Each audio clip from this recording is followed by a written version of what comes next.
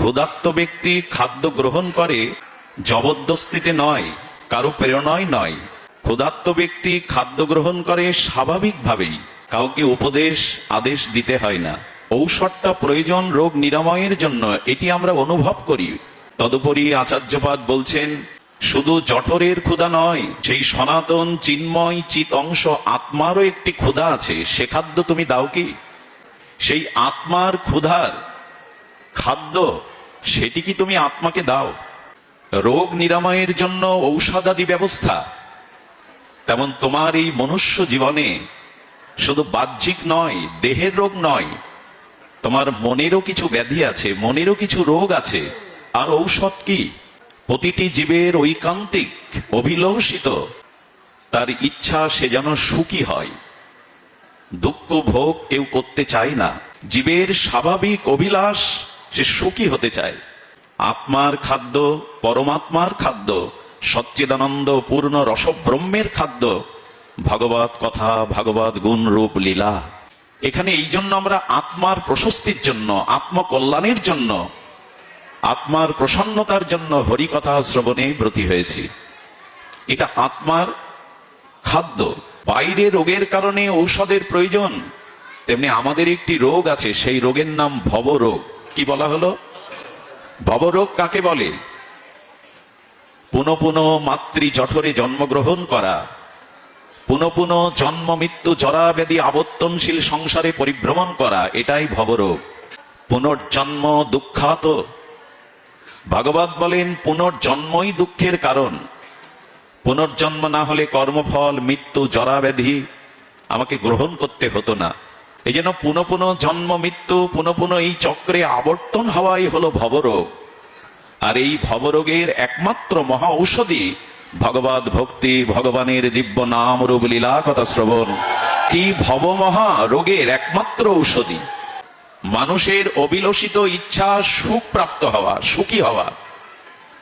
কি করে সেই সুখ প্রাপ্ত হওয়া যায়?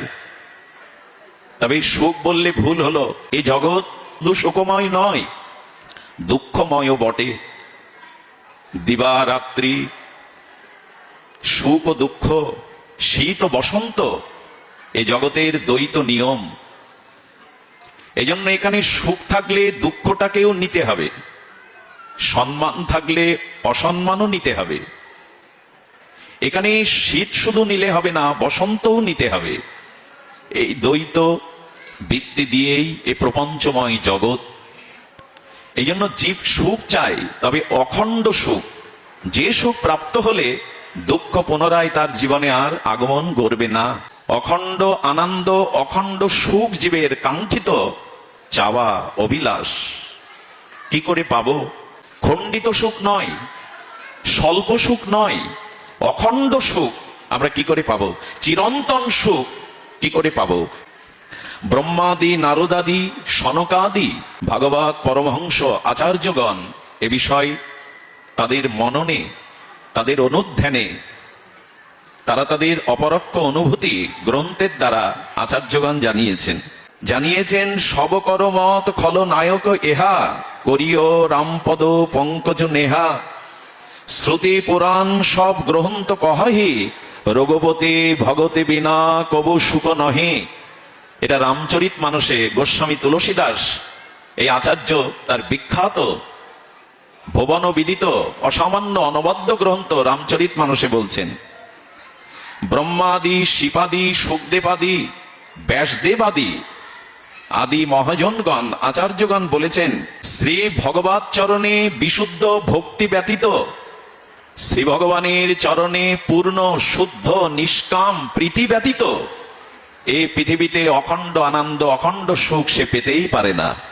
রসময় রসিকেন্দ্র মৌলি রসিক শেখর অখণ্ড পূর্ণ আনন্দময় ভগবত চরণে যতদিন প্রেম ভক্তি প্রীতি আমাদের সঞ্চারিত না হবে, সেই প্রীতি সমর্পিত না হবে, ব্রহ্মা বলেন, সনকাদি, সুখদেব বললেন সে ব্যক্তি সুখ পেতে পারে না। সুহৃদ সর্বভূতানাং জ্ঞাতমাং শান্তিমিচ্ছতি। শ্রী গীতা বাক্যে অখণ্ড পরতত্ত্ব ভগবান কৃষ্ণ বললেন, আমি জীবের একমাত্র সুহৃদ, জ্ঞাতামাং। এটি তত্ত্ব তো যিনি জানেন তিনিই জগতে শান্তি লাভ করেন। ভগবানকে জানা, ভগবত চরণে নিজের অনুরাগ প্রীতি সমর্পণ করাই, ভগবত চরণে ভক্তির উদয় হওয়াই হলো অখণ্ড পরমানন্দ সুখ পাওয়ার একমাত্র উপায়। ভিন্ন কোনো উপায় জগতে মহাজন বলে যায়নি। বঙ্গজননীর বঙ্গভাষায় কলির ব্যাস অবতার ছিল বৃন্দাবন দাস ঠাকুর তার অমর গ্রন্থে শ্রী চৈতন্য ভাগবতে বললেন, কৃষ্ণ বিনা সুখ দিতে নাহি অন্যজন, থাকিলেও বিদ্যা কোটি উচ্চ কুলে জনম, জংলব্ধা চাপারং লভং মান্নাতে নাধিকাং তত, যস্মিন স্থিত ন দুঃখেন গুরুণাল্লপি বিলাসচতে। যা প্রাপ্ত হলে আর কিছু পাওয়ার অপেক্ষা থাকে না, যা লাভ করলে অন্য লাভের প্রয়োজন হয় না, যাকে জানলে আর জানার অবশিষ্ট থাকে না, সেই ভগবত চরণেই ভক্তি হলো অখণ্ড আনন্দ পরমানন্দ সুখ। বিদ্যা কুল এর দ্বারা সুখী হলে যারা বিদ্বান, যারা ধনী, তারা জগতে সুখী হতো। কৃষ্ণ বিনা সুখ দিতে নাহি অন্যজন, থাকিলেও বিদ্যা কোটি উচ্চ কুলে জনম। যতই উচ্চ কুলে জন্ম নেই, যতই কোটিপতি হই, ধনাঢ্য হই, যতই বিদ্যার পারঙ্গম, বিদ্যার বৈদুষ্য প্রাপ্ত হোক, ভগবত ভক্তি বিনা সে সুখী হতে পারে না। এই জন্য গোস্বামী বললেন, রঘুপতি ভগত বিনা সুখ নাহি, ভগবত চরণে ভক্তি বিনা সুখ নাই। কিছু দৃষ্টান্ত দিয়েছেন। কমট পিট যাহাই বরু বারা, বন্ধা সুত বড় কাহিও মারা, ফুলহি নভবরু বহুবিধ ফুলা, জীব না লহ সুখ হরি প্রতিকূলা। আহা, কি মর্মার্থ, কি সংবেদনশীল অনুভূতির ভাষা। গোস্বামী বললেন, কুর্ম কচ্ছপের পিঠে কখনো চুল গজায়, যদি কচ্ছপের পিঠে, কুর্মের পিঠে কখনো চুলও গজায়, আর যদি বন্ধা নারীও কখনো সন্তান জন্মদান করে, যদি আকাশে কখনো ফুল ফোটে, আকাশ কুসুম ফুল ফোটে, ঘটনাক্রমে ঘটতে পারে, কিন্তু ভক্তি বিনা, গোবিন্দ চরণ বিনা কেউ সুখ পেতে পারে না। নিশ্চয় হি ভাবে বলেছেন, যদি কখনো অঘটন ঘটে, আকাশে ফুল ফোটে, আকাশ কুসুম হয় না, বন্ধা নারীও যদি কখনো মা হয়, হতে পারে, সম্ভব। কচ্ছপের পিঠে, কুর্ম পিঠ দেশে যদি চুল গজায়, অসম্ভব নয়। কিন্তু ভগবত চরণে ভক্তি বিনা কেউ সুখ পেতে পারে না, এটা নিশ্চিত, এটা সম্ভব নয়। তৃষা যাও বরু মৃগ জল পানা। আহা, কি দৃষ্টান্ত! মৃগ, হরিণী বা হরিণ, আর জলতৃষ্ণায় পিপাসায় উৎকণ্ঠিত হয়ে যদি মরুর বুকে চলে যায়, সূর্যের কিরণমালায় মরু বা মরুর বুকে দূর থেকে দেখলে মনে হয় বাতাস আর বালুর তরঙ্গে মনে হয় যেন জলের তরঙ্গ খেলছে, এমনটা মাঝে মাঝে মনে হয়। মরুর বুকে বায়ু বেগে মাঝে মাঝে মনে হয় যেন জলের তরঙ্গ হচ্ছে। এ অনুভূতি অনেকের হয়েছে মরুভূমিতে গেলে। বালি বা মরুময় দূর থেকে দেখবেন যেন একটা জলের তরঙ্গ বইছে। ওটি শীতল সরোবরের জল মনে করে পিপাসাক্ত হরিণী যদি ওই জল পান করতে ছুটে যায়, তৃষ্ণা মিটবে কি? জল পাবে কি? ওই তৃষ্ণাই যেতে যেতে একদিন তার মৃত্যু হবে। তৃষা যাই বড় মৃগ জল পানা, বড় যাহাই শশীষ বিছানা। মরিচিকায় জল পাওয়া যায় না। মরিচিকার মরুভূমিতে যেমন জল দেখালেও তৃষ্ণার্ত ব্যক্তি বা হরিণ ছুটে ছুটে সে প্রাণত্যাগ করে, তেমনি কৃষ্ণ বিনা, ভক্তি বিনা, ভগবত আরাধনা বিনা এ সংসারের সমস্ত পদার্থ যদি কেউ পেয়ে যায়, সেই পদার্থ তাকে আত্মিক সুখ, আধ্যাত্মিক সুখ, পরমানন্দ, অখণ্ড সুখ দিতে পারে না। এই জন্য বিশ্ব সংসারে আজ ভৌতিক উন্নতি অনেক হয়েছে। আজ সারা পৃথিবীতে ভৌতিক উন্নতি অনেক হয়েছে। আপনারা সকলেই জানেন, বিজ্ঞ আপনারা, যোগাযোগ ব্যবস্থা থেকে শুরু করে প্রযুক্তি আজকে চরম শিখরে পৌঁছেছে। কিন্তু এর দ্বারা মানুষ সুখী হয়েছে, শান্তি পাচ্ছে, এটা বলা যাবে না। একটা ছোট কথা মন দিয়ে শুনুন, খুব মার্মিক কথা। লঙ্কেশ, ত্রিভুবন বিজয়ী রাবণ, তিনি সোনা দিয়ে লঙ্কাকে বিকাশ ঘটিয়েছিলেন। সোনার লঙ্কা, এখানে দেবতারাও পর্যন্ত আদেশ পালন করত। তো স্বর্ণ লঙ্কার বিকাশ ঘটিয়েছিলেন পরাক্রমশালী বিশ্ববিজিত রাবণ। কিন্তু রামচন্দ্র ছিলেন বনবাসে, স্বর্ণ লঙ্কা ছিল না রামের কাছে। কিন্তু তপবনে বনবাসে রঘুপতি রামচন্দ্র যে সুখে ছিল, স্বর্ণ লঙ্কায় রাবণ সে সুখ পায়নি। আমরা লঙ্কার বিকাশ চাই না অযোধ্যার বিকাশ চাই? আজকে সোনা দিয়ে মুড়িয়ে দিতে পারলেই সুখী হব, রাবণ হতে পারিনি, এটাই দৃষ্টান্ত। কিন্তু অযোধ্যা নিরীপতি রামচন্দ্র, তিনি সোনা দিয়ে অযোধ্যা বাঁধাননি, কিন্তু তিনি ছিলেন পরমানন্দে সুখে। এই জন্য ভৌতিক বিকাশ যতই উন্নতি আসুক, ভগবত চরণে ভক্তি বিনা, আত্মকল্যাণ বিনা, ভৌতিক উন্নতিতে শান্তি রাবণের হয়নি, আমাদেরও হবে না। ভৌতিক উন্নতিতে আমার অন্তরায় নয়, কিন্তু ভৌতিক উন্নতির সাথে সাথে আত্মিক কল্যাণ চাই, আত্মার প্রসন্নতা চাই। নালে রাবণের মতো আমাদের ধ্বংস আমরাই ডেকে আনব। আমার বলবার অভিপ্রায় হলো এই, যে ভগতি বিনা, ভগবত চরণে সমর্পণ বিনা সুখ আমরা পেতে পারি না। কারণ ভগবত ভক্তি যার মধ্যে আছে, তার মধ্যে বিশেষ কিছু গুণ প্রকাশ হবেই। সূর্য উদয় হলে অন্ধকার যাবে, ভগবত চরণে ভক্তি হলে আপনার মধ্যে বিশেষ কিছু অপ্রাকৃত গুণ আসবে। সেই গুণের কারণেই আপনি পরম শান্তি, পরা শান্তি পাবেন। কি সেই গুণ? ধ্যান দিয়ে শুনুন। পঞ্চ পাণ্ডব, তাদের ছায়া সঙ্গী হয়ে স্বয়ং ভগবান অবস্থান করতেন। ভাবা যায়, অর্জুনের সারথীর দায়িত্ব কৃষ্ণ নিয়ে নিলেন। আচ্ছা, সারথীর দায়িত্ব যদি কেউ নেয়, তো রথটা মার্জন করা, পরিষ্কার করার দায়িত্ব কার? সারথীরও। সারথীর যে অশ্ব, ঘোড়া, তাকে জল খাওয়াবে কে? অর্জুন না কৃষ্ণ? দায়িত্ব নিয়েছেন কে? অর্জুন যে জায়গাটায় বসতেন ওইখানটা পরিষ্কার করে দিতেন কৃষ্ণ। ভোজন, শয়ন, জল কেলি একসাথেও করেছেন। ভাবা যায়, জগৎ বিধাতা পুরুষোত্তম ভগবান পিয়নের কাজ করেছেন, একরকম দাসের কাজ। পাণ্ডবদের পক্ষ সন্ধির প্রস্তাব নিয়ে গোবিন্দ নিজে হস্তিনাপুরে দুর্যোধনের কাছে গেছেন, পত্র বাহকের কাজ করেছেন ভগবান। প্রশ্ন হলো, কি সৌভাগ্য ছিল পাণ্ডবদের যে স্বয়ং ভগবান ছায়ার মতো তাদের জীবনে ছিল। এর কারণ ব্যাসদেব উল্লেখ করেছেন। খুব ধ্যান দিয়ে শুনুন, আমাদের জীবনে একটা সিদ্ধান্ত পেয়ে যাব। দেখুন, যুধিষ্ঠির হলো ধর্মরাজ, ধর্মের মূর্ত প্রতীক। ভীম হলো বলের প্রতীক। শুনছেন নিশ্চয় মন দিয়ে? যুধিষ্ঠির ধর্মের প্রতীক, ধর্মরাজ। ভীম হলো শক্তি বা বলের প্রতীক। অর্জুন হলো ভগবানের আত্মার প্রতীক, অন্তরাত্মার প্রতীক। সখা তো প্রাণপ্রিয় সখা, প্রাণ, আত্মা। নকুল হলো বুদ্ধি স্বরূপ, আর সহদেব হলো স্বরূপত স্বরূপ, তিনি ভগবানেরই আত্মস্বরূপ। এখানে ধর্ম আছে, বল আছে, আত্মা আছে, বুদ্ধি আছে, আর স্বরূপ আছে। তো এগুলি তো কৌরবদের মধ্যেও ছিল। বল ছিল, বুদ্ধি ছিল, মেধা ছিল। কৌরবদের পক্ষে ভীষ্মের মতো তপস্বী ধার্মিকও ছিল। কৃষ্ণ কেন কৌরবদের পক্ষ না নিয়ে পাণ্ডবদের ছায়া সঙ্গী হয়ে তাদের গৃহে ভোজন, আহার, শয়ন করতেন? এর কারণ কি? ভগবান কি পক্ষপাতিত্ব করে? এটা কথার উত্তর দিন। ভগবান পক্ষপাতিত্ব করেন না, সমদর্শী ভগবান। সকলের প্রতি তার সমদৃষ্টি, যেমন সূর্যের কিরণ সকলের প্রতি সমভাবে প্রতিভাত হয়। ভগবান নিরপেক্ষ তত্ত্ব। তবে কেন ভগবান এই পক্ষ নিলেন? একজন এখানে বলেছেন, হ্যাঁ, ভগবান নিরপেক্ষতা মাঝে মাঝে হারায়। তার কারণ শুনুন।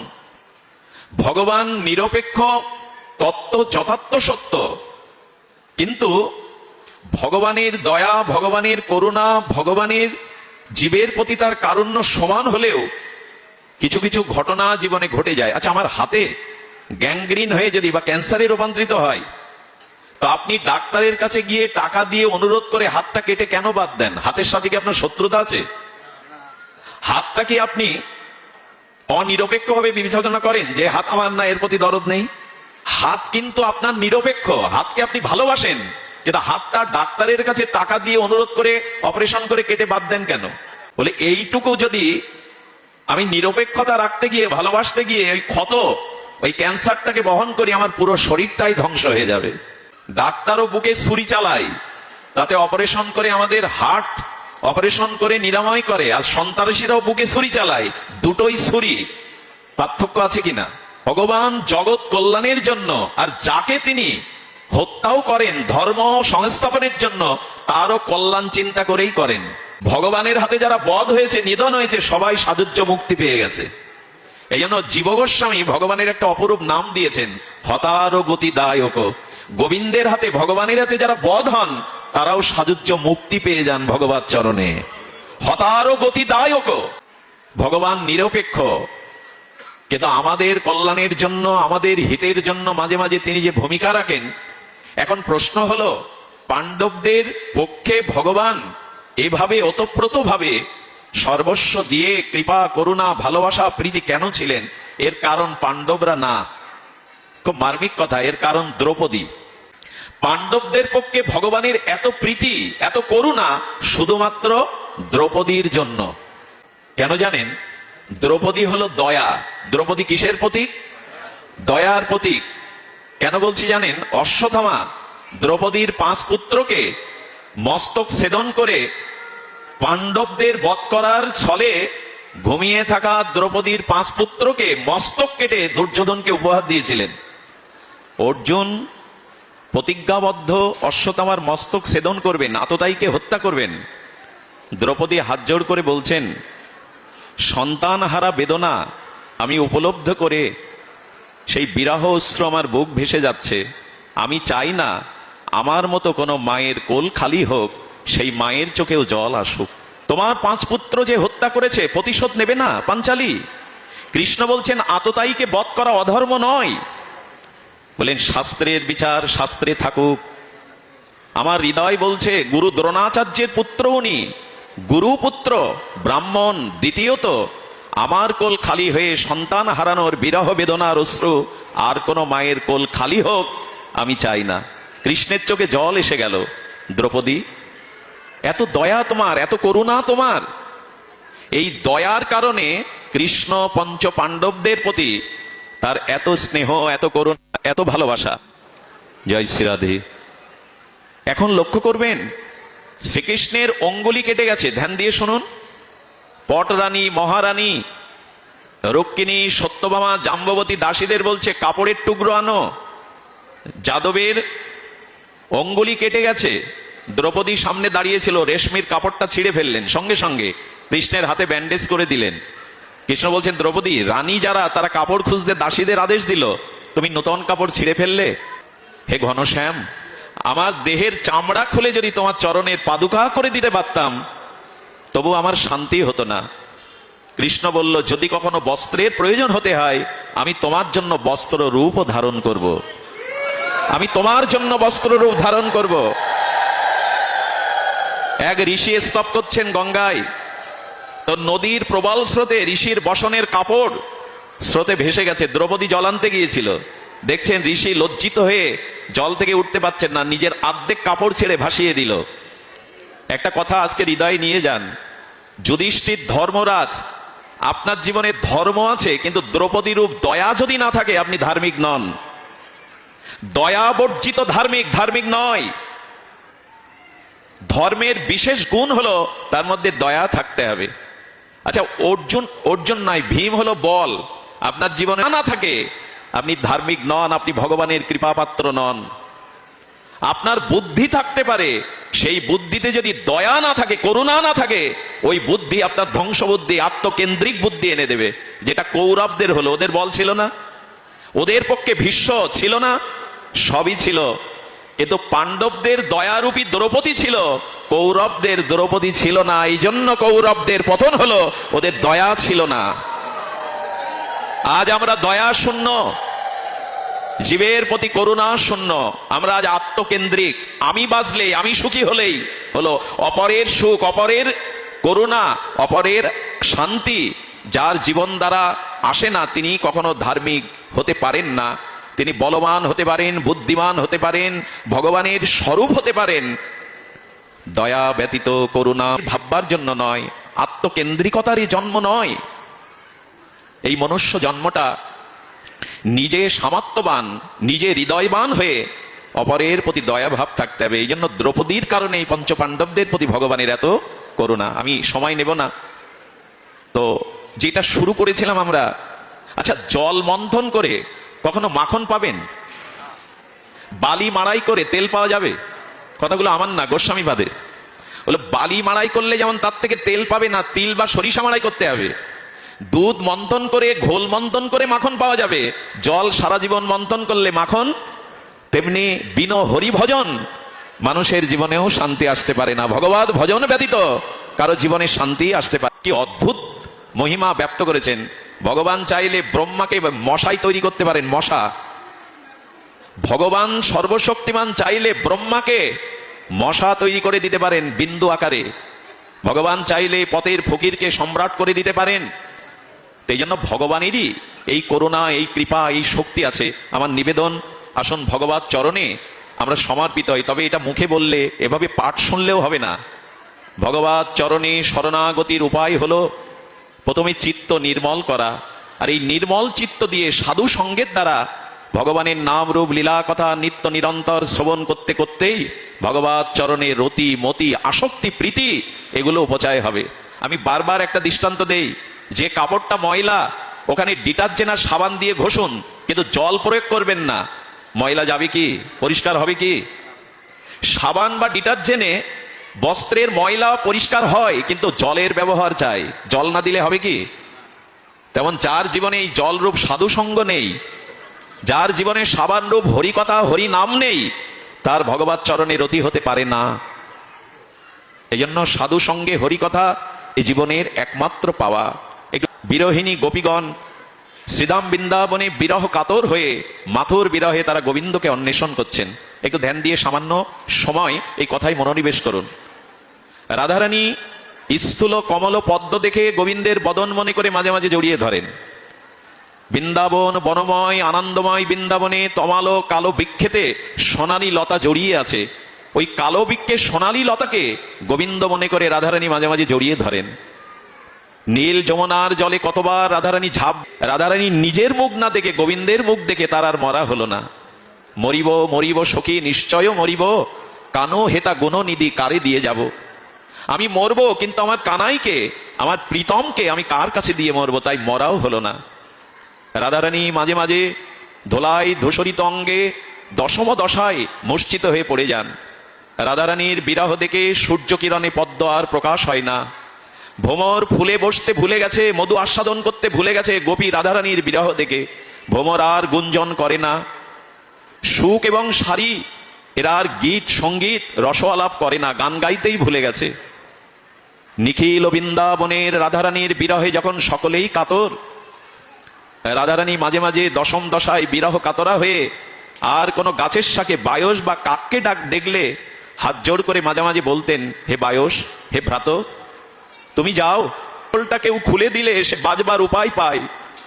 গোবিন্দ বিরহে আমার চিত্তে যে বিরহের অনল জ্বলছে, আমার প্রাণ পশুটা পুড়ে মরছে, কৃষ্ণকে বলো কাল আসবো বলে যে আশার শিকল টেনে দিয়েছিল ওটা যেন খুলে দিয়ে যায়। ভ্রমর মথুরাতে পূর্ণিমা হয় না, না? ভ্রমরকে ডেকে ডেকে রাধারানী বলছেন, ভ্রমর রে, মথুরায় কি পূর্ণিমা হয় না? পূর্ণচন্দ্র উদয় হয় না? ভ্রমর রূপী রাধারানীর বিবেক যেন বলছেন, সূর্য উদয় পৃথিবীতে সবখানেই হয়, তেমনি করে পূর্ণিমাও পক্ষকাল পরে উদয় হয়। রাধারানী বললেন, যদি পূর্ণিমার চাঁদ মথুরায় উদয় হতো, মথুরানাথের আমাদের কথা মনে পড়তো। কারণ রাশে আমরা গৃহসুখ দেহ সুখ সব জলার কথা মনে হয়, মথুরাতে চন্দ্রের উদয় হয় না। আচ্ছা, মানুষ যদি লোহার আংটি ব্যবহার করতে করতে তামার আংটি পায়, লোহার থেকে তামা কিছুটা উন্নত হওয়ায় লোহার অঙ্গরিটি বাদ দিয়ে তামার অঙ্গরি ব্যবহার করে। তামা থেকে কেউ যদি রূপার আংটি পায়, তামার মূল্যটা কিছুটা হ্রাস হয়, এই জন্য রূপর আংটি ব্যবহার করে। রূপার আংটির থেকে কেউ যদি সুবর্ণ অঙ্গরি পায়, রূপার আংটি ম্লান হয়ে যায় স্বর্ণের অঙ্গরির কাছে। আর কেউ যদি হীরার আংটি পায়, তবে স্বর্ণ অঙ্গরুটি সে ত্যাগ করে। আমার মনে হয় আমি সেবা জানি না, আমার ভেতরে রুচি নেই, সেবা নেই, আমি গোয়ালাম, আমি শিক্ষিত নই, আমি সঙ্গী পেলে যেমন আর লোহার আংটির দরদ থাকে না, কৃষ্ণ মনে হয় তাদের পেয়ে আমাদের কথা ভুলে গেছে। মনে হয় আমাদের কথাই ভুলে গেছে। রাধারানী বিরহ কাতরা হয়ে এমনি করে করে আর কৃষ্ণ বিরহে দহন দলে জ্বলছে। আমি এটা বলছি এই কারণে, রামকৃষ্ণ পরমহংসদেব বলেছিলেন, ওগো সংসারের জন্য, স্ত্রী পুত্রের জন্য ব্যথায় ঘটি ঘটি কাঁদো, কই ভগবানকে না পাওয়ার বিরহে তো এক ফোঁটা চোখের জল ফেলো না। চোখের অশ্রু দুই প্রকারের, এক সাংসারিক বিরহের অশ্রু ভজন করতে হয়, কি করে ভজন করতে হয় মহাপুরুষগণ সেটা জানিয়েছে। পরমহংস রামকৃষ্ণদেব উনি দক্ষিণেশ্বরে, যে এলাকায় দক্ষিণেশ্বরে রানী রাসমণির মন্দির, ওর আশেপাশে সাঁওতালদের বসবাস ছিল। কলকাতা মহানগরীর বুক চিরে ভাগীরথী গঙ্গার তীরে গোধূলি বেলায় অস্তগামী সূর্যের দিকে তাকিয়ে রামকৃষ্ণ মেঝেতে মুখ ঘষতেন, ছটপট করে বলতেন, মা দিন তো চলে গেল, দেখা তো দিলি না, দিবা অবসান হলো, আমি তো তোমাকে পেলাম না মা। এই বৃদ্ধ তীরবিদ্ধ পাখির মতো ছটপট করতেন। সাধারণ মানুষ না বুঝে বলতো, তোমাদের ঠাকুরের কি মির্গির রোগ, সন্ধ্যা হলেই গোধূলি বেলায় ছটপট করে? এটা সবার হয় না গো। ভগবানকে পাওয়ার জন্য, হৃদয়ে পাওয়ার জন্যই চাই ব্যাকুলতা, এটি কম সৌভাগ্যে হয় না। এটি হয়েছিল ব্রজবাসীদের, গোপীদের। আর গোপীদের ভালোবাসা শুধু গোপীদের মধ্যে সীমাবদ্ধ না। গাভীগুলো মথুরার পানে তাকিয়ে হাম্বা হাম্বা রবে তারা, তাদের বেদনা জাগাতো। বাছুরগুলো, বৎসগুলো মায়ের পাটের দুগ্ধ পান করতে করতে গালসি দিয়ে ঝরে যেত, দুগ্ধটা গলৎকরণ করতে পারত না, এমনি তাদের বিরহ। বৃন্দাবন নীরব নিস্তব্ধ হয়ে যেন কৃষ্ণের জন্য বিরহ কাতর। বৃক্ষ, যমুনা, গোপীগণ। যশোদা বলছেন নন্দ বাবাকে, আমার কানাইকে নিয়ে এসো। রথ যখন ফিরল নন্দ বাবা একা, যশোদা বড় আশা নিয়ে ননি মাখন থালা নিয়ে কৃষ্ণ এসেছে এই ভেবে রথের কাছে গিয়ে দেখলো এক মহারাজ নামছেন, আমার গোপাল আসেনি। যশোমতী মা বলেছিল, কানাইকে নিয়ে আসতে পারলে না তো তুমি কেন ফিরেছো? আচ্ছা, তুমি মেয়ের শোকে সে দেহ ত্যাগ করলো, তুমি বেঁচে আছো কেন? একথা বলতে পারে যশোদা স্বামীকে? নন্দ বাবার উত্তরটাও বড় মার্মিক। নন্দ বাবা বললেন, যশোদে, আমার কৃষ্ণ যদি ফিরে আসে আর এসে যদি বাবা বাবা বলে ডাকে, সেদিন যদি আমার বুকে মাথা না রাখতে পারে, আমি ডাকে সাড়া না দিতে পারি, আমার কানাইয়ের বড় কষ্ট হবে, ব্যথা হবে। তাই মৃত্যুকে এড়িয়ে জীবনটাকে ধরে রেখেছি, কবে কানাই এসে বাবা বলে ডাকবে। আমি চলে গেলে, কানাই ব্রজে ফিরলে কষ্ট পাবে। এই হলো প্রীতি। নিজের সুখের চিন্তা এরা করে না। যশোদা মা চোখে দেখে না, চোখ অন্ধ সেজেই বসে আছে, কানাইকে না দেখলে আমি চোখে। আচ্ছা, মাঝে মাঝে বলতেন, মহারাজ আমার ডান স্কন্দ লাফাচ্ছে, ডান চক্ষু লাফাচ্ছে, মনে হয় আজ শুভ দিন, আমার গোপাল বুঝি আজ আমার কাছে ফিরবে। নন্দ বাবা অন্তরে কাঁদতেন, বাইরে কাঁদতে পারতেন না। যশোদা চোখ লাফালে, হাতের স্কন্দ কাঁপলেই যদি কানাই ফিরে আসতো, ওটা আমারও মাঝে মাঝে লাফায়, কানাই আসবে না, সহসা আসবে না। সখাগণ গোষ্ঠে গিয়ে মধুমঙ্গল, তনসুকা, মনসুকা, সুবল সখারা বলছেন, কানাই আমাদের কাল আসবো বলে চলে গেছে, কানাই রথ থেকে নামবে, আমরা কানাইয়ের মুখপানে চাইবো না, অন্যদিকে অভিমান করে ফিরে থাকবো। কানাই এসে আমাদের মান ভাঙালে তবে ওর দিকে চাইবো, কথা বলবো। রথের পাশে গিয়ে অন্যদিকে অভিমানে তাকিয়ে আছে। আসলে সে রথে কানাই আসেনি। একজন বলল, রথের সামনে রথটাকে রুদ্ধ করে তোমরা অন্যদিকে তাকিয়ে আছো কেন? কণ্ঠস্বর শুনেই দেখছে তাদের কানাই নাই। সখারা মূর্ছিত হয়ে পড়ে গিয়ে পাথরে মাথা কুটে বললেন, কানাই রে, তুই ছাড়া যে ব্রজে বাঁশি বাজে না, তুই ছাড়া যে আনন্দ নেই। আমাদের বিশ্বকবি রবীন্দ্রনাথ, উনি ব্রজলীলা, সখার সাথে গোষ্ঠলীলা নিশ্চয়ই অধ্যয়ন করেছেন। মাথা কুটে বলে, আজ আর আসবে না, আবার আগামী দিনের প্রতীক্ষা। রাধারানী মাঝে মাঝে বলতেন, ললিতা কৃষ্ণ পেয়েছি, আমার প্রাণনাথকে পেয়েছি। জড়িয়ে ধরে বলেন, কোথায়? বলেন, এই দেখ, আমার নখের জ্যোতির মধ্যে শ্যামসুন্দর দেখা দিয়েছে, বলেই বুকে জড়িয়ে ধরত। এসবের ভাষা দিয়ে ব্যাখ্যা করার কথা। এই জন্য ভগবানকে ভালোবাসার একটা বিরহ জাগিয়ে রাখুন। আমি স্ত্রী পেয়েছি, সন্তান পেয়েছি, বাড়ি গাড়ি পদ প্রতিষ্ঠা পেয়েছি, কিন্তু তোমায় পাওয়া হয়নি, এই বিরহটা জাগিয়ে রাখুন। শয়নে স্বপনে এই বিরহ জাগিয়ে রাখুন। সম্মান পেয়েছি, অর্থ পেয়েছি, সুন্দরী স্ত্রী পেয়েছি, পুত্রকন্যা পেয়েছি, জীবনে শুধু তোমায় পাওয়া হলো না। এই বিরহটা যেন জেগে থাকে আমাদের হৃদয়ে। তোমায় ঘরে হয়নি আনা, যেন এই কথাটি রয় মনে, যেন ভুলে না যাই বেদনা পাই শয়নে স্বপনে। আছে আমাদের সে বেদনা? বেদনা নাই। এই জন্য ওই ভগবানের প্রতি প্রীতিটা হলো তাকে পাওয়ার জন্য এই ব্যাকুলতা, এই প্রতীক্ষা আছে আমাদের জীবনে। প্রতিদিন মালা গেতে রাখতো, হাতে ঘা হয়ে গেছে সুছিদ্র হতে হতে, তবু মালা গাঁথা চাই। রাম যদি আসে, ভিকারিনী কাঙালিনী, আমি কি দেব রামকে? তাই বনফুলে মালাটা প্রতিদিন গেতে গেতে শুকিয়ে রাখতো। প্রতীক্ষা আছে আমাদের। ব্রজবাসী মায়েরা ঘরে মাখন সাজিয়ে দরজা উন্মুক্ত করে দরজার পাশে বসে অপেক্ষা করত, কানাই কখন আসবে, গোপাল কখন আসবে। যে ঘরে গোবিন্দের আসবার প্রতীক্ষা নেই, গোবিন্দকে সেবা আনন্দ দেওয়ার কোনো উপাচার নেই, সে ঘর যতই সাজানো থাক সেখানে শান্তি থাকতে পারে না। ঘরটাকে গোবিন্দের অপেক্ষার জন্য অপেক্ষা করতে হবে, তার সুখের জন্য কিছু ব্যবস্থা ঘরে রাখতে হবে। গোবিন্দ এক গভীর ঘরে গিয়ে দেখে ননি নাই, মাখন নাই। গোবিন্দকে বোকা বানাবার জন্য মাখন ননি সরিয়ে রেখেছে ঘর থেকে।